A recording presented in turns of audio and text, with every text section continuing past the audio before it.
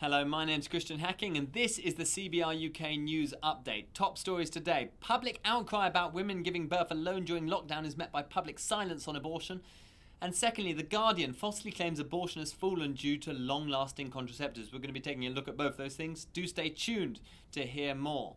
But firstly, lone births.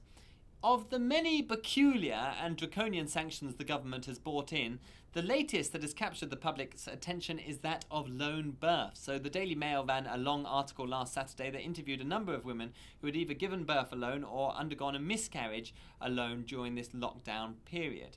Now, according to one person, the measures meant that what was meant to be the happiest moment of her life became a living, quote, hell. The mother in question attended Luton and Dunstable Hospital and was separated from her partner for 5 agonising days, 3 while she was in labour and a further 2 whilst recovering from an emergency C-section. Another woman from East Surrey Hospital spent a colossal 8 days with a sick child recovering whilst her partner had to remain outside because of overzealous hospital restrictions. Now, these stories are being run in conjunction with a campaign backed by 60 MPs, including their ex-Health Minister Jeremy Hunt, seeking to see hospitals lift these traumatic lone birth policies. Now, what's most remarkable about this article is just how far it goes to justify the importance of emotional support during birth, and how blind it simultaneously is to the total lack of emotional or medical support when it comes to abortion.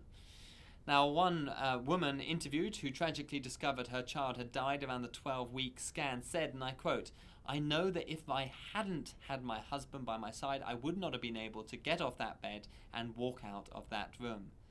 So what do we learn from this? Well, it's kind of obvious, but when it comes to pregnancy, women need support, emotional as well as medical. This is common sense.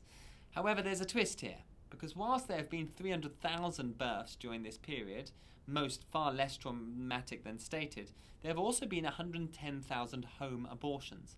Where is the public outcry about that? After all, many of these women have been totally alone without any medical supervision at all for a self-induced abortion procedure that could arguably be the most traumatic event of their lives, leaving them both emotionally and physically scarred. Worse still, instead of the outcry, we're actually hearing a celebration. Blatant liar MP Diana Johnson last week published an article in Politics Home arguing for permanent DIY home abortions. She states, and I quote, "The case to retain this positive change for women accessing abortion services is overwhelming." You see, the message the British public is receiving is clear. It's lone births bad, lone abortions better. This is worrying. Now, secondly, are long-lasting contraceptives really lowering abortion figures? So on Monday, The Guardian ran an article claiming that a GP cash incentive program that recommended long-acting reversible contraceptives, or LARCs, like hormonal implants in your arm or the coil, has led to a significant dip in abortions. The study followed 3 million women between 2005 and 2014 and claimed that they saw an increase of 13% in the uptake of LARCs and an astounding 38.3% relative reduction in abortion. The conclusion to the study was clear. It argued that LARCs are scientifically proven to reduce abortion. And you can bet your bottom dollar that it's only a matter of time before a policymaker is waving this study in the air as they push for coils to be inserted into every 13-year-old child in a deprived area as part of their yearly vaccination program. Now, should we believe the figures on this or not? Well, there's 3 things you've got to consider. Firstly, abortion figures at large only dropped by 2.2% that period, meaning that the 38% is a mere statistical framing and not a jaw-dropping solution. Secondly, women in the UK don't even need to provide an NHS number in order to have an abortion. Hey, you don't even need to provide your real name. So this study actually has no real way of knowing whether these women have had abortions or not, something they sheepishly admit in the abstract. See link below.